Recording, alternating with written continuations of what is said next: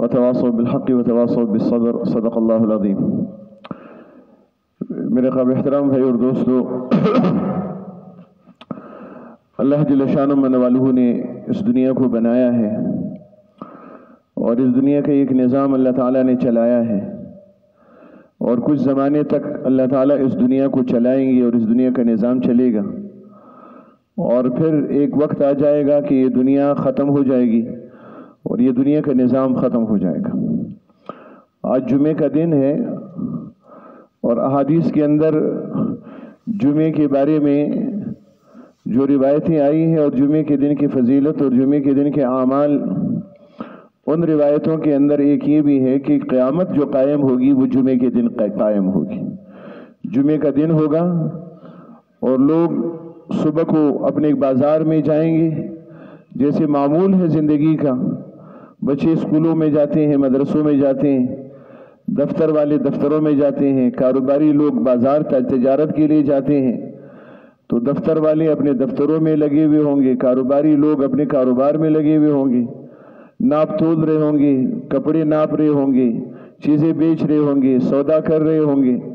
اور کچھ لوگ اپنی زندگی کی دوسری ضروریات پوری کر رہے ہوں گے، روٹی پکا رہے ہوں گے، عورتیں بچوں کو اٹھا کے دودھ پلانے کے لیے ان کو دودھ پلا رہی ہوں گی۔ تو یہ زندگی کے یہ سارے معمولات ہوں گے، اور اس دوران میں اللہ جل شانہ من والہ اس دنیا کو ختم کرنے کا جو فیصلہ اللہ نے کیا ہے، عملی طور پر اللہ اس فیصلے کو نافذ فرما دیں گے،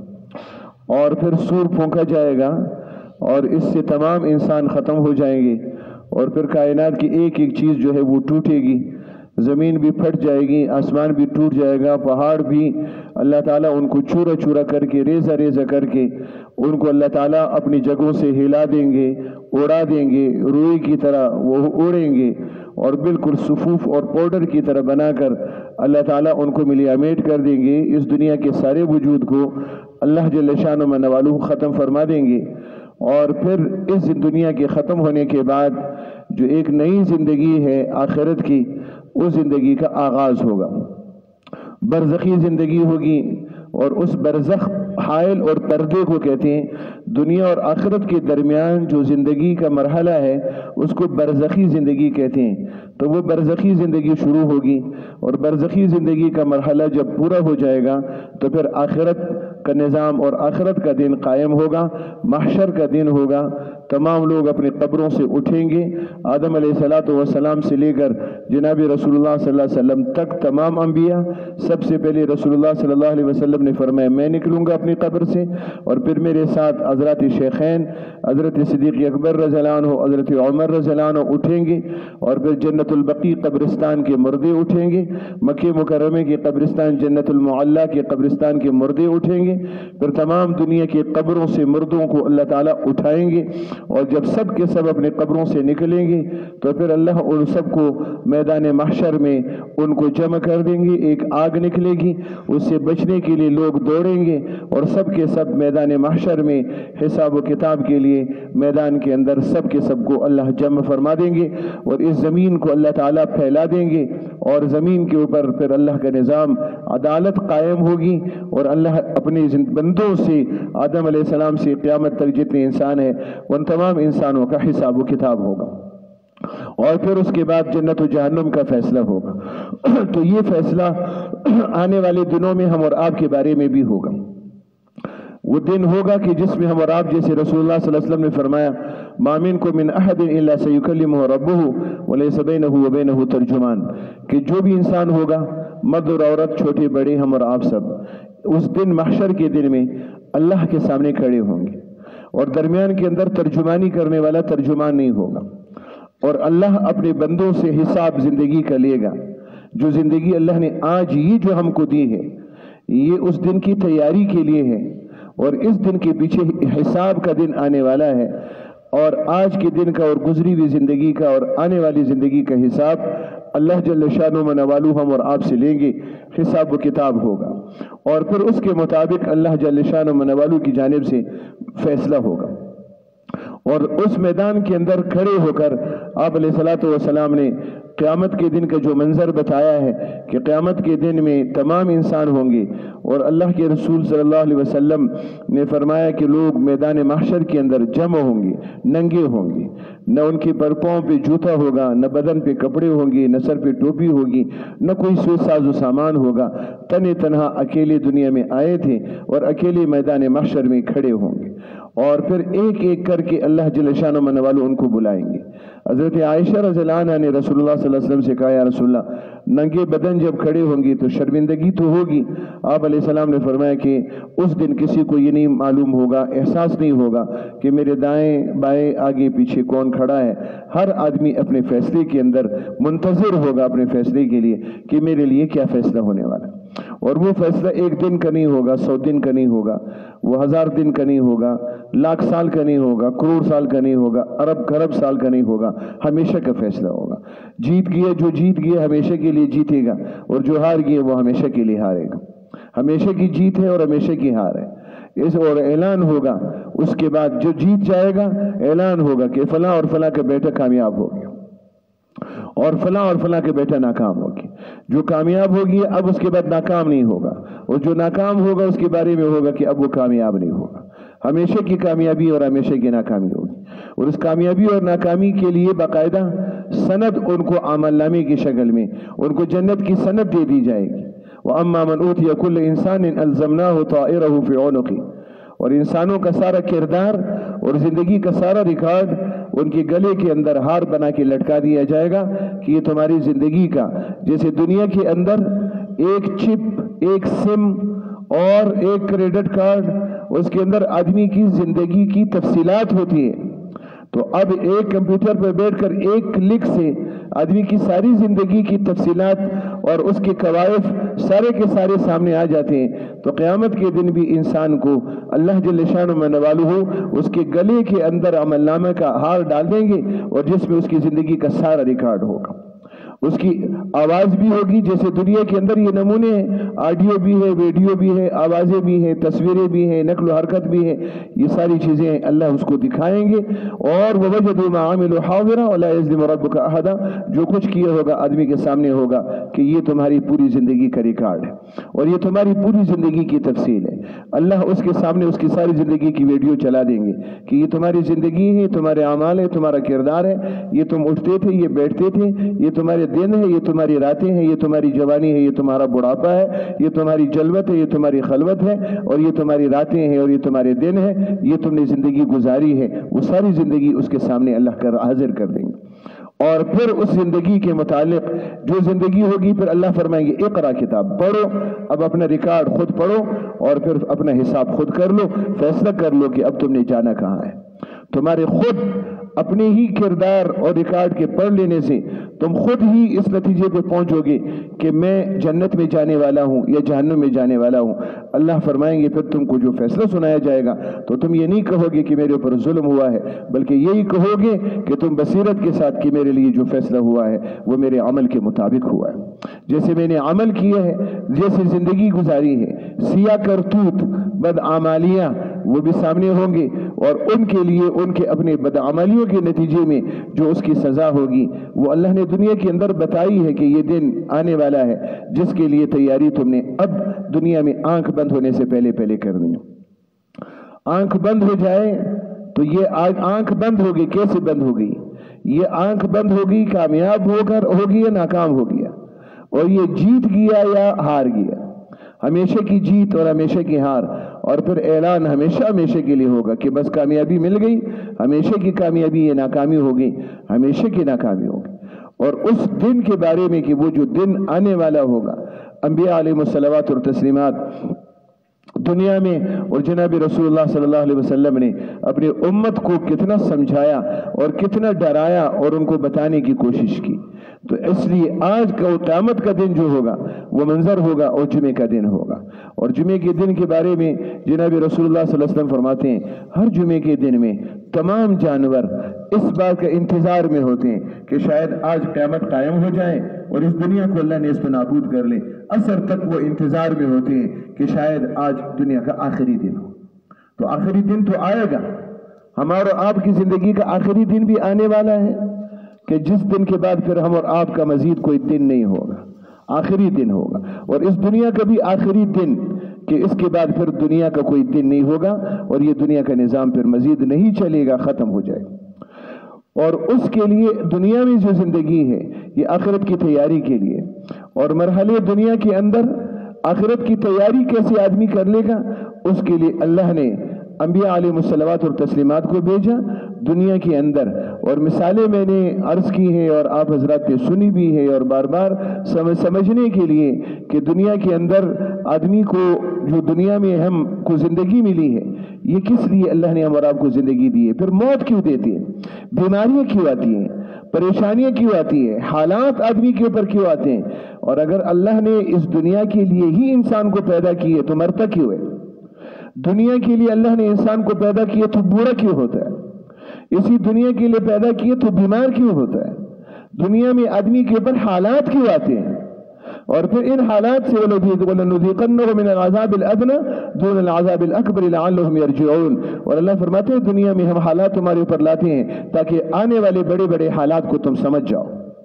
ان چھوٹے حالات کا مقابلہ تم نہیں کر سکتے ہو، تو جب اس سے سنگین حال آئے گا جس سے یوم یفر المرء من اخیہ و امہ و ابیہ، وہ دن ہوگا، قیامت کا دن ہوگا،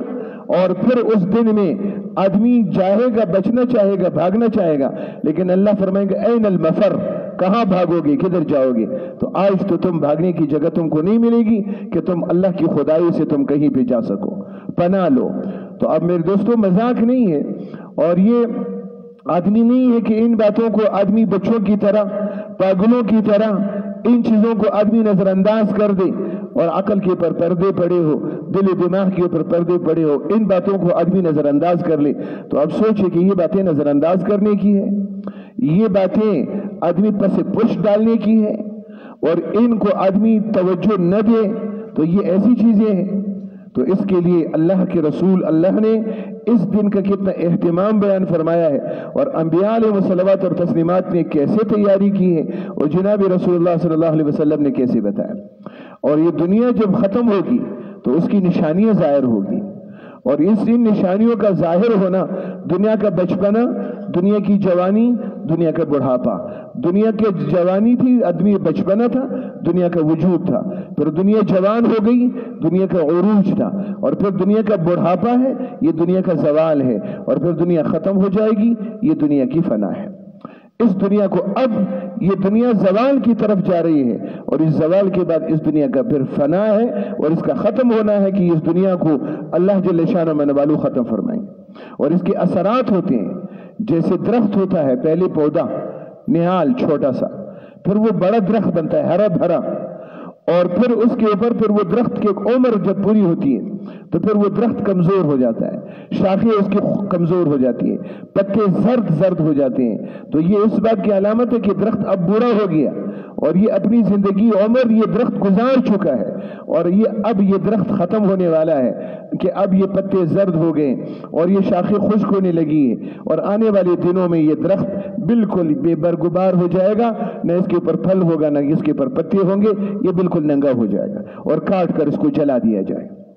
تو یہ علامات ہوتی ہیں دنیا کے اندر بھی، اس کو ختم کرنے کے لیے بھی انسان جب بوڑھا ہو جائے، بڑھاپا آدمی کی موت کی علامت ہے۔ اللہ کے رسول صلی اللہ علیہ وسلم فرماتے ہیں جب آدمی مرنے لگتا ہے، اسرائیل علیہ السلام روح نکالنے کے لیے آتے ہیں، تو آدمی کہتا ہے کہ مجھے مہلت مل جائے تاکہ میں تیاری کر لوں، تو اسرائیل علیہ السلام کہتے ہیں کہ میں آخری ڈرانے والا ہوں، مجھ سے پہلے بھی ڈرانے والے تمہارے پاس آ چکے تھے، یعنی تم بچے سے جوان ہو گئے تھے، اور جوانی میں تم نے شادی کی، اور تمہارے بال، تمہارا بیٹا پیدا ہوا، یہ سب چیزیں تھی کہ اب سنبھل جاؤ، اب تم بڑے ہو گئے ہو، چھوٹے نہیں رہے ہو، اب تمہارا بچے آ گئے، جانشین آ گئے، تمہارے آبا و اجداد چلے گئے، تم نے بھی جانا ہے، تو اس لیے کہ تمہارے بچے آ گئے،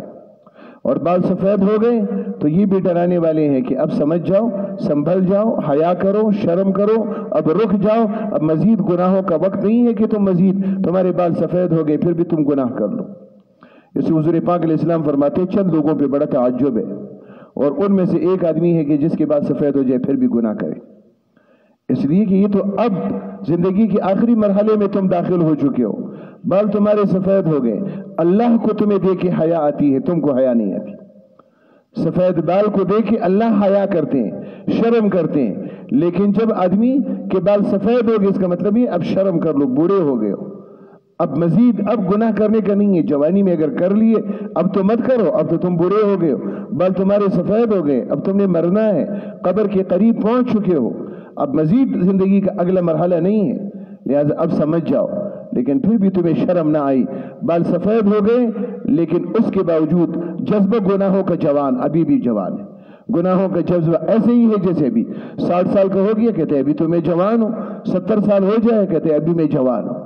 ٹانگیں کانپ رہی ہے پھر بھی کہتے ہیں کہ نہیں ابھی کہاں، ابھی تو میں نے اور زندہ رہنا ہے۔ تو شیطان آدمی کو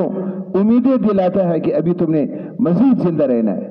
اور اب آدمی ابھی تک تو اللہ فرماتے ہیں رک جاؤ رک جاؤ رک جاؤ، لیکن اس کے باوجود یہ آدمی نہیں رکتا۔ تو جنہیں علیہ السلام کہتے ہیں تمہارے سر کے بال سفید نہیں ہو گئے تھے، تمہاری داڑھی سفید نہیں ہو گئی تھی، بال سفید نہیں ہو گئے تھے، اور یہ تمہارے سمجھانے کے لیے کافی نہیں تھے، لیکن اس کے باوجود تمہیں شرم نہیں آئی اور تم نہ رک گئے اور تم نے گناہوں سے توبہ نہیں کی، اور اس کے بعد تمہارے پر حالات آئے، بیماریاں آ گئی۔ تو اب اس کا مطلب یہ تھا، یہ بھی اللہ کی جانب سے تمہیں وارننگ ہے، تنبیہ ہے کہ اب تمہارے پر یہ حالات آ گئے ہیں اور یہ تمہاری آخری بیماری ہو سکتی ہے کہ اس کے اندر اسے تم کو نجات نہ مل سکے۔ یہ حالات تمہارے پر آتے رہے لیکن پھر بھی تم نے اپنے آپ کو نہیں سنبھالا، اب میں آخری ڈرانے والا آ گیا ہو، اب میں تجھے لے کر جاؤں گا، تب تجھے مہلت نہیں ملے گی، اب تجھے موقع بھی نہیں ملے گا۔ اور اللہ فرمائیں گے اولم نعمرکم، جب قیامت کے دن بندہ عذر کرے گا تو اللہ فرمائیں گے اولم نعمرکم ما یتذکر فیہ من تذکر وجاءکم النذیر، تمہارے پاس ڈرانے والے بھی آگے تھے اور تمہیں میں نے اتنی عمر دے دی تھی، سمجھنے والا سمجھنا چاہتا تو سمجھ جاتا تھا، لیکن تم نے سمجھنے کی کوشش نہیں کی اور تم نے سمجھنے کی محنت نہیں کی، اس لیے اب تمہاری یہ عمر باوجود اس کے کہ تمہاری یہ عمر بیکار ہے۔ اور پھر اللہ فرماتے ہیں کہ 1000 سال بھی میں مزید عمر دوں گا، جس نے نہیں سمجھنا ہوگا وہ نہیں سمجھے گا، وما هو بمزحزحه من العذاب لو يعمر 1000 سنہ، اگر 1000 سال بھی میں دوں گا تو 1000 سال کے باوجود بھی اب یہ سنبھلے گا نہیں، یہ اپنے آپ کو سنبھالے گا نہیں، ہوش کے ناخن نہیں لے گا اور آخرت کی تیاری نہیں کرے گا، اسی غفلت کے ساتھ زندگی گزارے گا، یہاں تک کہ آخری گھنٹی بج جائے گی، دروازہ کھٹکے گا اور آخری لے جانے والا آئے گا اور وہ گھر میں داخل ہو کر اس وقت تک نہیں نکلے گا جب تک اس کو ساتھ لے کے نہیں جائے گا، آنے والا آئے گا اور ساتھ لے کے جائے گا، پھر زندگی کی مہلت نہیں ملے گی۔ اور وہ دن جو ہوگا انسان کی موت کا دن اور آخرت کا دن جمعے کا دن ہے، نشانیاں اللہ ظاہر کرتے ہیں آدمی میں انفرادی طور پر بھی، اور اس دنیا پر بھی بیماریاں آتی ہیں، دنیا پر بھی حالات آئیں گے، اور ان حالات کا آنا اس دنیا کے وجود کے ختم ہونے کی دلیل ہوگی کہ اب دنیا ختم ہو رہی، اس دنیا پر ضعف آ گیا، یہ کمزوری آ گئی، اس دنیا پر بیماریاں آ گئی اور یہ دنیا اب بیمار ہو گئی، اور اس بیماری میں اب اس کو موت آئے گی مزید اس کی۔ اور ان بیماریوں میں یہ ہے کہ اللہ پاک دنیا کے اندر فتنے اور حالات ظاہر کریں، ایسے حالات پیدا ہوں گے جو اس دنیا کے ختم ہونے کی دلیل اور علامت ہوگی کہ یہ دنیا ختم ہوگی۔ اور بہت زندگی کی آخری زور جو لگے گا، دنیا جب ختم ہوگی تو اس وقت حق و باطل میں بہت بڑا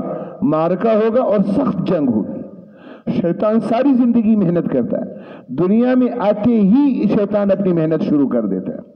دنیا میں جیسے ہی قدم رکھا آدمی آیا تو شیطان اپنی محنت شروع کر دیتا ہے، سب سے پہلے اس کے کان میں اپنی آواز پہنچاتا ہے، اور شیطان آ کر اس کی کوکھ پر پہلو پر انگلی مارتا ہے، اور وہ جراثیم شرارت شیطانی اس کے وجود کے اندر داخل کرتا ہے، جس کی وجہ سے بچہ چیخنے لگتا ہے اور پھر بدن میں خون کی طرف دوڑتا ہے، یہ اللہ کے رسول صلی اللہ علیہ وسلم نے فرمایا۔ اور ساری زندگی انسان پر محنت کرتا ہے، دن میں رات میں، موت تک محنت، جوانی میں محنت، بڑھاپے میں محنت، ہر وقت محنت کرتے کرتے کرتے، دن میں محنت، رات میں محنت۔ حضور پاک علیہ السلام فرماتے ہیں جب آدمی رات کو سوتا ہے تو شیطان رات کو کوشش کرتا ہے کہ دیر سے سوئے، یہ دیر سے سونا شیطانی عمل ہے، تو آدمی رات کو شیطان کوشش کرتا ہے کہ دیر سے سوئے، اور دنیا شیطانی کی طرف جا رہی ہے، اس لیے کہ بازار رات کو 12-1 بجے تک کھلے ہوں اور پھر 12 بجے تک پھر دکانیں بند رہتی ہیں، بازار بند رہتے ہیں،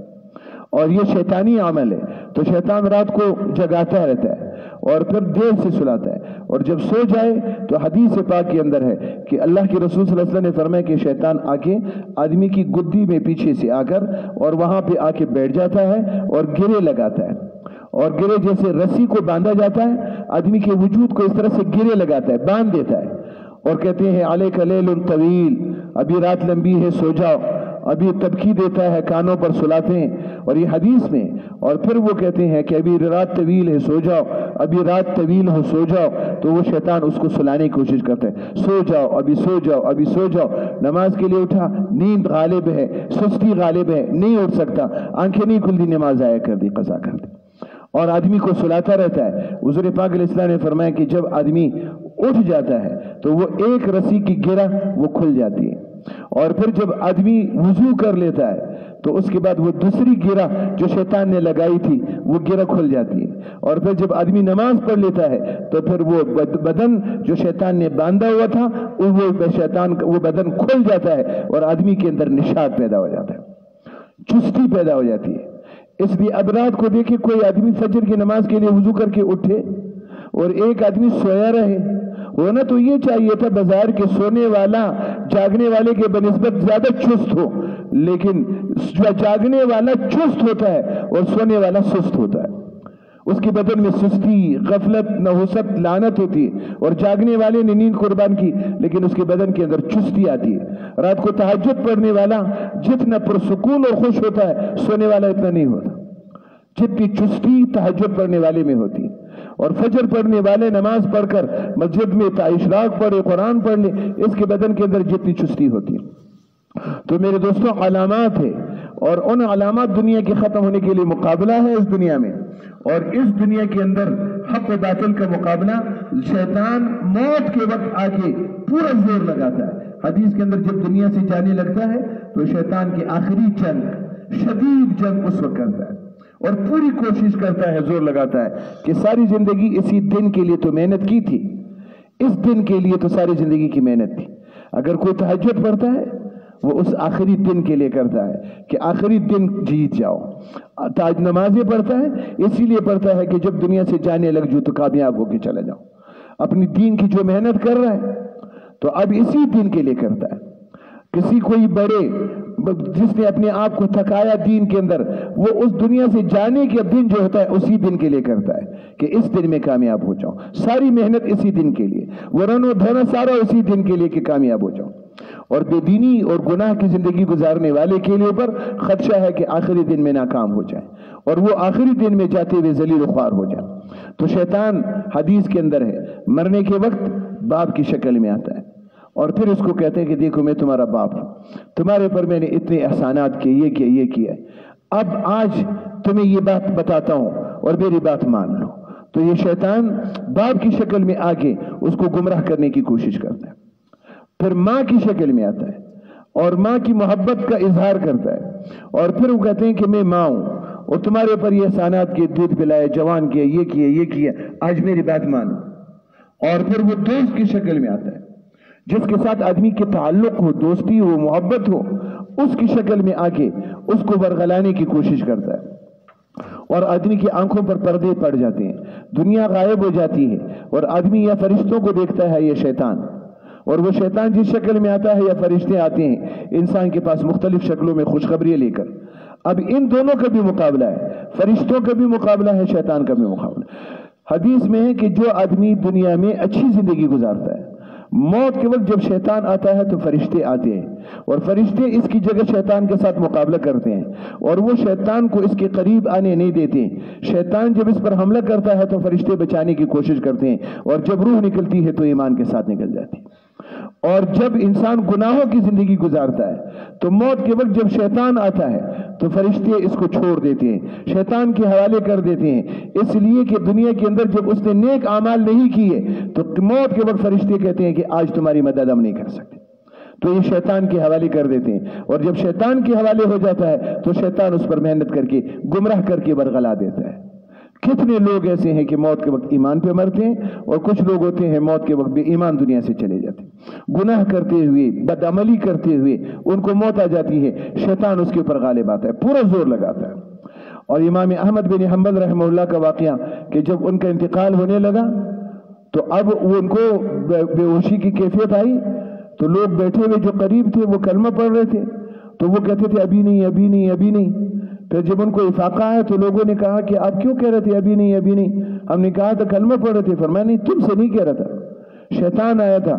اور وہ شیطان چیخ رہا تھا اور وہ کہہ رہا تھا کہ میرے ہاتھ سے تم نکل گئے۔ میں نے کہا نہیں ابھی نہیں ابھی نہیں۔ جب تک آخری سانس ہے آدمی خطرے کے اندر ہے کہ پتہ نہیں یہ آخری سانس کیسے نکلی، ایمان کے ساتھ نکلی یا کفر کے ساتھ نکلی۔ اسی طرح سے میرے دوستو، شیطان دنیا کی جب آخری عمر ہوگی اور جب ختم ہونے والی ہوگی تو شدید معرکہ اور شدید مقابلہ جو ہوگا یہ اس وقت ہوگا جب دنیا کی ختم ہونے کا زمانہ قریب ہو۔ اس لیے حضور پاک علیہ السلام نے فرمایا، اور اس میں جو بہت بڑا فتنہ دنیا کے اندر ہوگا وہ دجال کا ہوگا۔ ہر نبی نے، حضور صلی اللہ علیہ وسلم نے فرمایا، اپنی امت کو ڈرایا ہے دجال سے، اور فرمایا کہ میں بھی تمہیں اس فتنے سے ڈراتا ہوں۔ فشر غائب ينتظر، بہت بڑا شر ہے جس کا انتظار کیا جا رہا ہے، اور اب اس کے آنے کا زمانہ اللہ کے رسول صلی اللہ علیہ وسلم نے فرمایا ہے کہ وہ قریب ہے۔ اور علماء فرماتے ہیں وہ دجال ایک شخص، لیکن اس کا تعلق ایک نظام سے ہوگا، وہ ایک شیطانی نظام کا عالم بردار ہوگا۔ جب اپنے وجود کے ساتھ آئے گا تو آئے گا، لیکن اس کا نظام اس کے آنے سے پہلے اس کے لیے ماحول پیدا ہو جائے گا۔ اور دجالی نظام جب دنیا کے اندر مسلمانوں کا عروج ختم ہوا 1000 سال کے بعد، اور کفر دنیا میں جس قوم کو یعنی انگریز کو، فرنگی کو دنیا کے اندر دنیا کا غلبہ حاصل ہوا، دجالی نظام اس دن سے شروع ہوا، اور اس دن سے دجالی نظام دن بدن عروج پہ جا رہا ہے اور مقابلہ، اور یہاں تک کہ آخر میں جب دنیا کا بالکل اختتام قریب ہوگا تو حق و باطل کا شدید معرکہ ہوگا اور شدید جنگ ہوگی، اور حق غالب ہونا چاہے گا اور باطل غالب ہو کر اس کو مغلوب کرنا چاہے گا۔ اس وقت جو ہم دور سے گزرے یہ دجالی دور ہے اور دجالی نظام، دجالی دور سے گزرے۔ دجال کے معنی دھوکہ،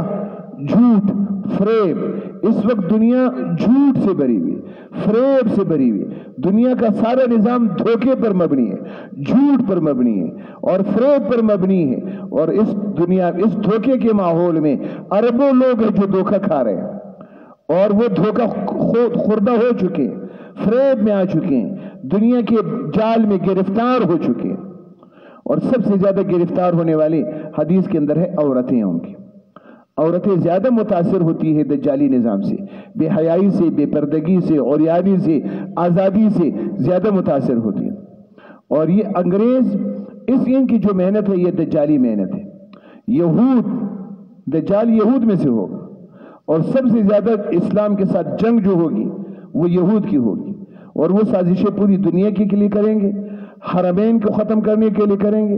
اسلام کو مٹانے کے لیے کریں گے، ایک ایک ملک کے اوپر کریں گے۔ اور جو ہمارے ملک کے اندر جب باطل غالب ہوتا ہے تو 4 کام قرآن سے، احادیث سے، تاریخ سے علماء نے نقل کیے ہیں کہ 4 کام کرتا ہے باطل۔ سب سے پہلے جو کام باطل دنیا پہ غالب ہوتا ہے تو سب سے پہلے وہ مسلمانوں کا تعلیمی نظام تبدیل کرتا ہے، مسلمانوں کا تعلیمی نظام تبدیل کرے گا، نصاب تعلیم، نظام تعلیم سب سے پہلے تبدیل کرے گا۔ اور دوسری چیز جو حملہ کرے گا مسلمانوں کے اوپر، معاشی اعتبار سے مسلمانوں کو، معاشی اعتبار سے، اقتصادی اعتبار سے ان کی زندگی تنگ کر کے محتاج بنائے گا، اور اس کی کوشش کرے گا کہ مسلمان اپنی معیشت میں ان کے محتاج بن جائے۔ عالمی بینک کے محتاج ہو گئے،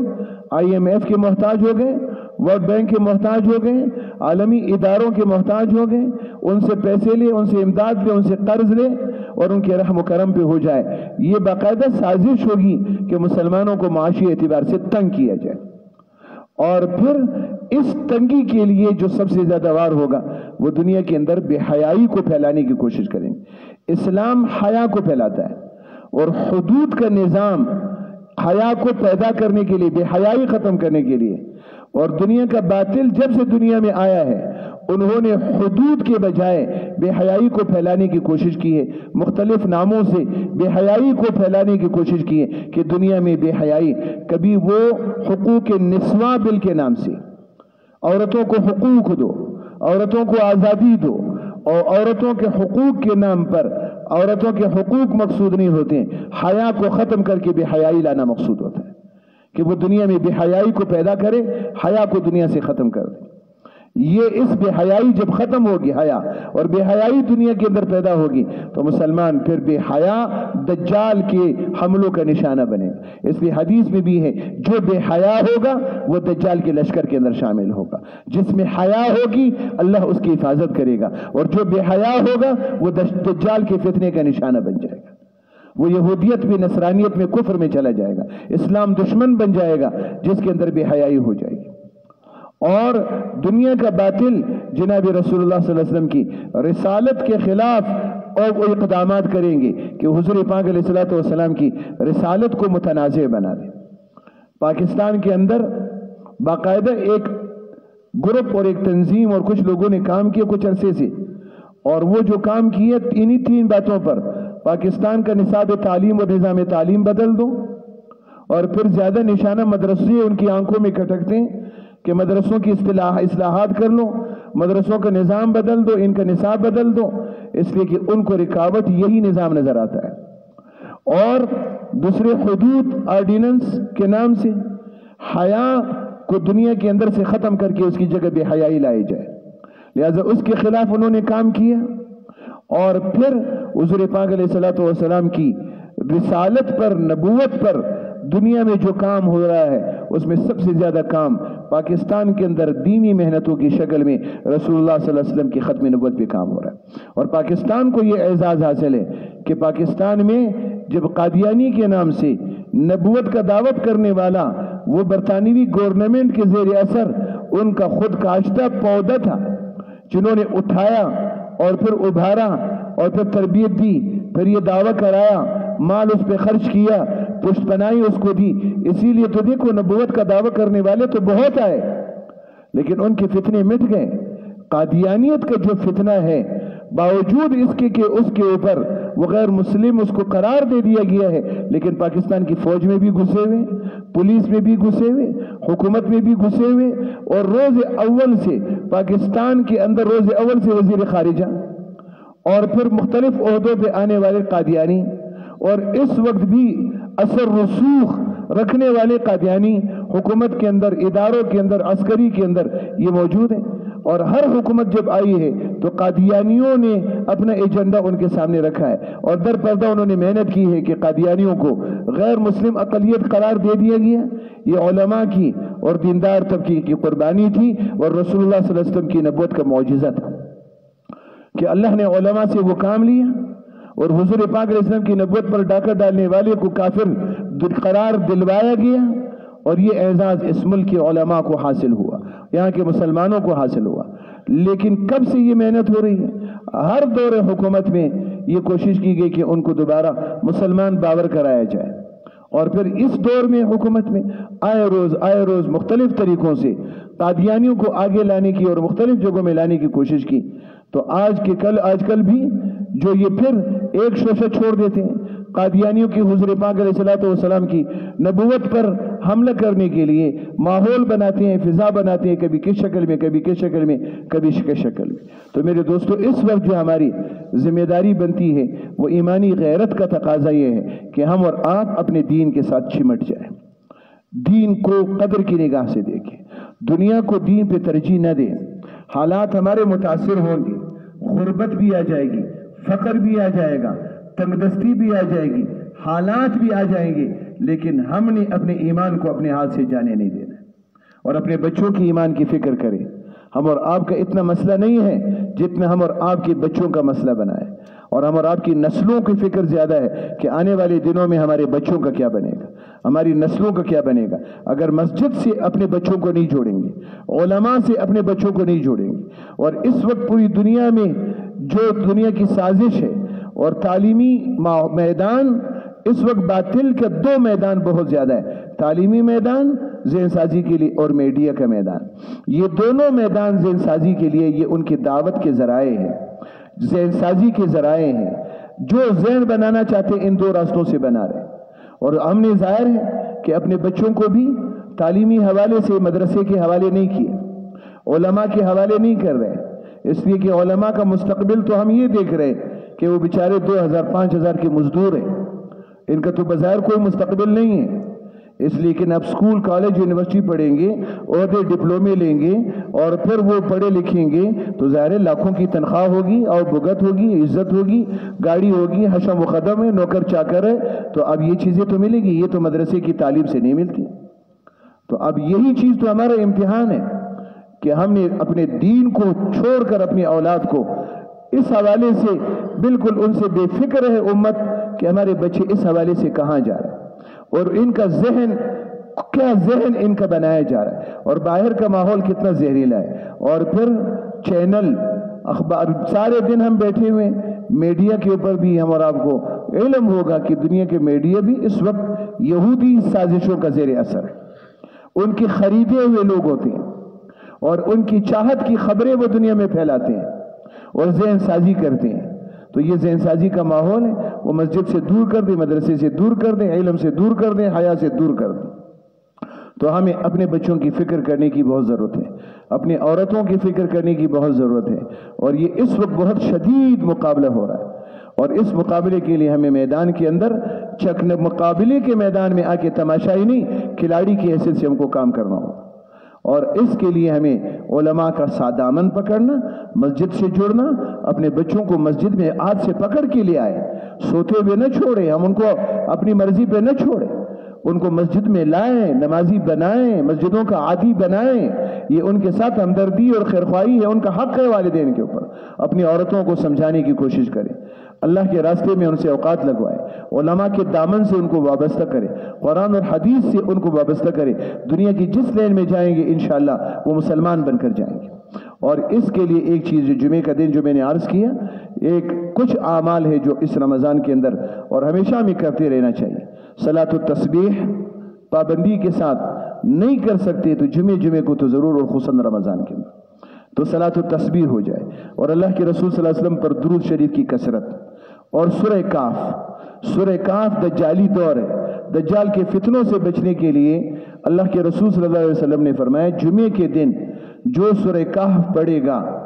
اللہ دجال کے فتنوں سے اس کو محفوظ فرما دے گا۔ ایسا ایمانی نور اللہ ان کو عطا کرے گا کہ جس روشنی میں اللہ اس کو سیدھا راستہ اور منزل اللہ اس کو دکھائیں گے، بھٹکنے سے وہ محفوظ ہو جائے۔ لہٰذا ہر جمعے کا معمول اپنے گھر کے اندر بنانا چاہیے کہ تمام گھر والے اور بچوں کو اس کا عادی بنا دیں کہ جمعے کے دن سورہ کہف کی تلاوت ضرور کریں۔ تو انشاءاللہ یہ اعمال ہم کریں گے اور اپنی ذمہ داری پوری کریں گے، دنیا آگ سے بھی بھر جائے اللہ ہم اور آپ کی حفاظت کرے، اور ہم اور آپ کی ایمانوں کو اللہ سلامت رکھے گا۔ اللہ جل شانہ من والو مجھے بھی، آپ حضرات کو بھی، اور امت کے فرد کو اللہ تعالیٰ اپنے ایمانوں کی فکر نصیب فرما دے، اور ایمانوں پر استقامت اللہ ہم اور آپ کو عطا فرما دے، اور اس دور میں اللہ جو زندگی ہم اور آپ سے چاہتے ہیں اور جس زندگی کی محنت اللہ نے ذمہ لگائی ہے اس کو پورا کرنے کی توفیق عطا فرما دے۔ اللهم لك الحمد كما أنت أهله فافعل بنا ما أنت أهله إنك أهل التقوى وأهل المغفرة. اللهم لك الحمد كما ينبغي لجلال وجهك وعظيم سلطانك. جزا الله عنا محمدا صلى الله عليه وسلم ما وأهله.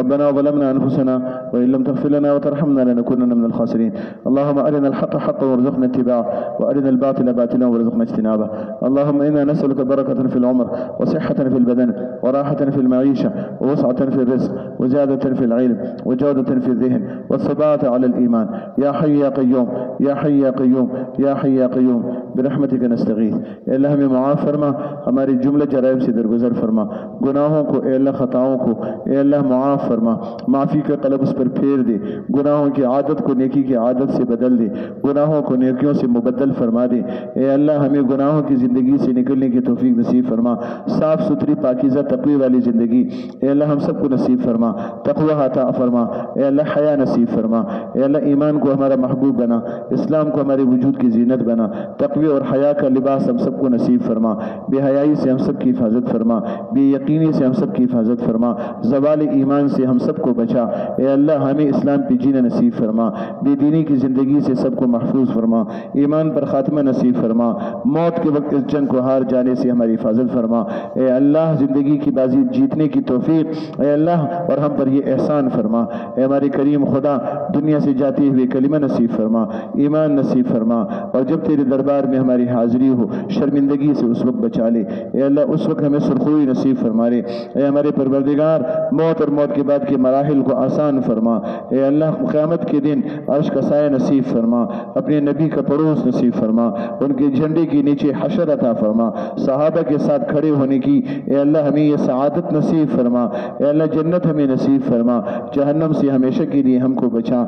قبر کی برزخ کی زندگی کے تکلیفوں سے ہم سب کو نجات نصیب فرما دے، دنیاوی زندگی بھی اے اللہ ہمارے لیے خوشگوار بنا، ایمانی زندگی نصیب فرما، اسلامی زندگی نصیب فرما، نفس سے شیطان سے جادو سے جنات سے نظر سے اثر سے دین و دنیا کے دشمنوں سے حاسدین سے مبغضین سے اے اللہ فتین لوگوں کے فتنوں سے شریروں کی شرارت سے بدخواہوں کی بدخواہی سے بے دینوں کی بے دینی سے دشمنوں کی دشمنی سے اے اللہ ہم سب کی حفاظت فرما، ہماری ایمان کی اسلام کی جان کی مال کی عزت کی ابرو کی اہل و عیال کی سب کچھ کی حفاظت فرما، اور اے اللہ ہماری سب کچھ میں برکت عطا فرما، زندگی میں برکت عطا فرما، جوانی میں برکت عطا فرما، صحت میں برکت عطا فرما، مال و دولت میں برکت عطا فرما، اہل و عیال میں برکت عطا فرما، برکت کی رحمتوں کی بارشیں ہم سب پر برسا۔ اے کریم خدا وسعت اور اچھی زندگی اے اللہ ہم سب کو نصیب فرما، خوشحال زندگی نصیب فرما، بدحالی سے حفاظت اے اللہ پوری امت کی فرما دے، اے اللہ پوری دنیا کو اے اللہ اسلامی نظام نصیب فرما، اپنے محبوب کی پاکیزہ زندگی نصیب فرما، اے اللہ ہمیں تمام فتنوں سے محفوظ فرما، دجال کے فتنے سے محفوظ فرما، زوال ایمان سے محفوظ فرما، اے اللہ اسلامی زندگی کی محروم ہونے سے اے اللہ ہماری اور ہمارے بچوں کی جوانوں کی اولادوں کی نسلوں کی عورتوں کی امت کی تمام افراد کی پروردگار حفاظت فرما دے، دین کو زندہ فرما، دین کی محنتوں کو زندہ فرما، دین کی محنتوں کو دنیا میں چالو فرما، اور اب تک کی ہونے والی محنتوں پر اے اللہ ہدایت کے فیصلے فرما۔ اے اللہ رمضان کا مہینہ ہدایت کا مہینہ ہے، اے اللہ رشد و برکت کا مہینہ ہے، اے اللہ تو ہدایت کے فیصلے فرما دے، ہمارے لیے بھی فرما دے، ہماری اولادوں کے لیے نسلوں کے لیے فرما دے، اے اللہ ہمارے بچوں سے اولادوں سے نسلوں سے اے اللہ تو دین کا کام لے لے، دین کی سمجھ نصیب فرما دے، دین پر ہمارے قدم کو جما دے، ڈگمگا جانے سے بھٹک جانے سے پروردگار